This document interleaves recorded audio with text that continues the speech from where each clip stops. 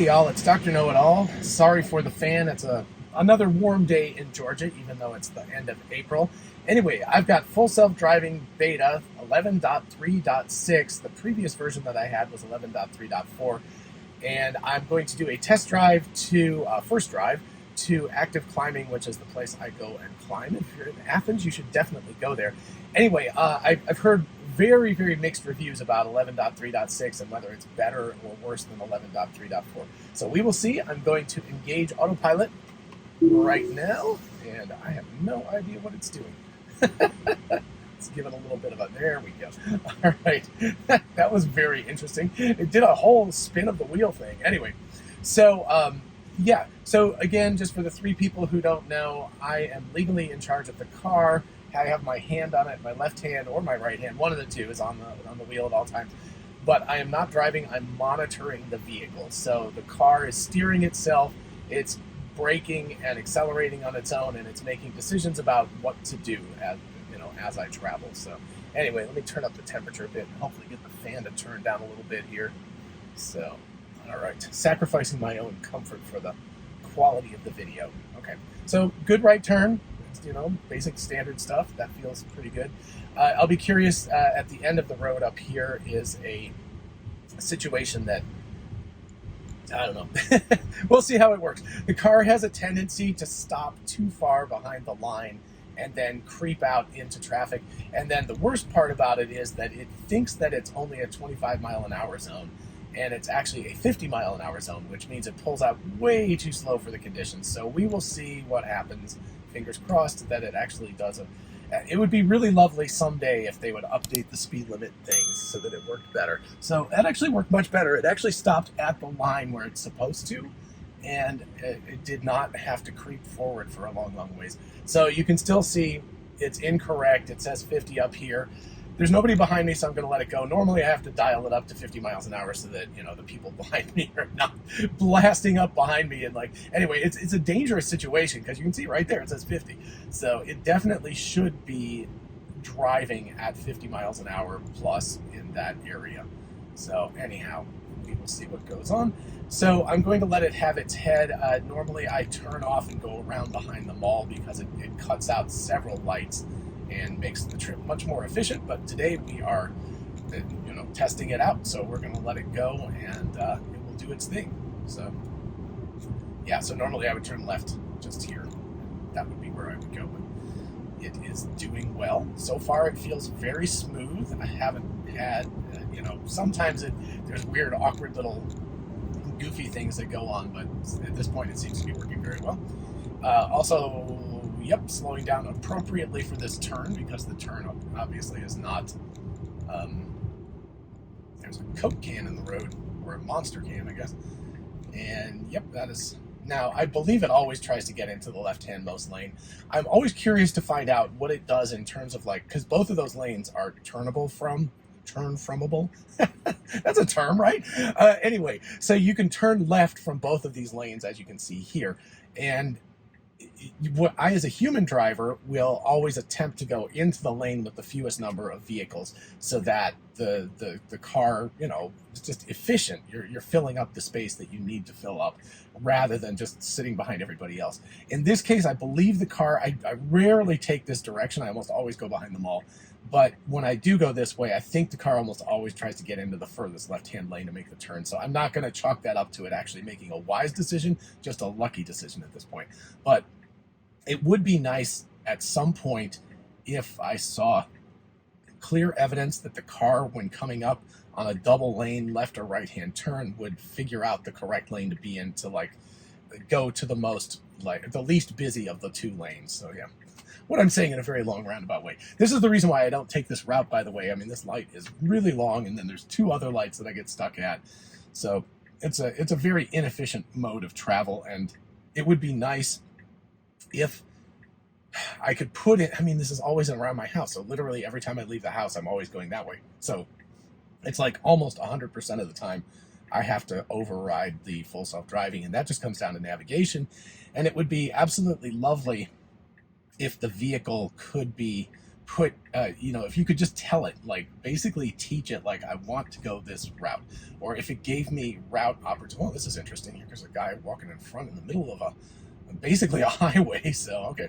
Anyway, it did very well. I mean, it was cautious. It was accelerating, and then it slowed down just a little bit, but didn't slam the brakes on and waited until the guy was well out of the way and then accelerated. So that was pretty much exactly like I would have done it. So that's very, very good news.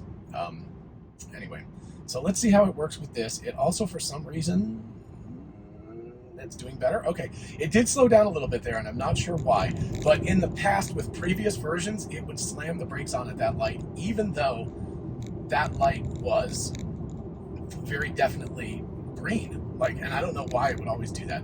So this, oh good, okay. I was just going to say this car needs to get over at least one lane now to set itself up for success. You can see here that it's going to go past the next light, and then it's going to make a clover leaf. And by the way, the back route pops out at this light, so I would take a left out of here and pull out, which is why it saves a whole bunch of time, because it actually avoids all of that stuff. So this will be interesting, because normally for most of the travel that I do, like to work and everything, I usually need to get off on this exit, which means that that's pretty short time frame for it to get into that lane to get over. But since we're going the other direction, we're actually going across from here to here, and so it's got more time to get over. But you can see also how the traffic is backed up, so it can get stuck in a situation, like because of the situation and because I knew that I would have to get over there and there was nobody in that lane, I would have gotten over 2 lanes personally, and so I would have been where that truck is right now rather than where I am. But I think the car will be able to handle it. Full self-driving will probably be able to handle that. But, this is something that I'm hoping when we see 11.4, because the release notes are out. And if you haven't seen that video, you should definitely watch that. I will put that at the end of this video. Very nicely done, by the way. You see how it went over a solid white line? In that case, it actually needed to go over the solid white line because that's how it needed to operate. So that actually did very, very well. But anyway, the release notes of 11.4 show that it's going to handle integrating navigation with driving in a much, much better manner than it has in the past. So I'm very, very hopeful for that. So hopefully within a very short time, I will get 11.4 as an update. Although, as far as I understand it, it has not gone out to the public at this point. So it'll be 11.4.1 or .2 or something like that before we public actually get it. So, okay. Little bit, well, it actually was on easy mode there. It didn't really have to deal too much with this. Now, this part I don't like because of the way it merges at the very last second. Smooth, it doesn't bounce or anything, but for me, I would have pulled over because I knew that I had space. I would have gotten into the actual lane instead of driving the way it does and just popping into the actual travel lane at the last second. So anyway, let's see. Let's go ahead and give this the full self-driving treatment now, so we can actually see all of the very beautiful graphics. Not too much to see right now. You can see the opposite direction traffic, of course, on the other side of the loop over here. And okay, that's good. All right, I like that. So that made a decision fairly early on, because this Nissan truck up here is driving a little slower than us, but not all that much. And so it actually made the decision in a timely manner so that it didn't get stuck and have to slow down. So that felt very, very nice in terms of the way it was driving. There is a truck behind me that is hopefully no big deal. Yeah, I might the one thing I noticed with this version of the full self-driving that I don't appreciate is it doesn't have a tendency to pull into the non-passing lane. So right now, what I would do to get out of the way of this truck behind me is I would go into the other lane, and I would get out of the way and let the guy go past me if he wanted to. So, although he is backing off. But anyway, I don't prefer this. I don't like to drive in the fast lane when I'm not passing someone. So it's uncomfortable to me to be in this scenario. And generally speaking, what I would do is utilize the left turn arrow and just force it to go to that other lane, like by itself. Anyway, so the problem right now is that I'm trying to do a non-intervention drive, and it's making me very uncomfortable because the guy is kind of coming up right against the, so now he's having to pass me on the inside, which is just super not cool. So Tesla, if you're paying attention to this, you really, really, really need to re-enable the get out of the passing lane when possible, because it's really bad driving. You're going to see this truck pass me, and there's no reason why I should not have gotten out of the fast lane to allow him room to get around. It's interesting that it's showing a sedan at this point, because it's definitely not a sedan. So yeah, that's really weird. It definitely should be registered as a pickup truck, not a sedan, but whatever, that part doesn't matter. Notice how clean this is, by the way. Oh, now it's a pickup truck. But notice how it's not jiggling. In previous versions of full self-driving, the car itself would jiggle around, and it was not locked in and rock solid. So this is to follow route. Yeah, see, it's doing this to follow route, not to get out of the passing lane. And they used to just have that. That was part of the old stack, was it was like get out of the passing lane whenever possible, and it was an option that you could either enable or disable depending on how you like to drive. But it's unfortunate that you can't do that anymore, because it's really uncomfortable for me not to get out of the passing lane. I'm a very strong advocate of always driving in the slow lane unless you're passing somebody.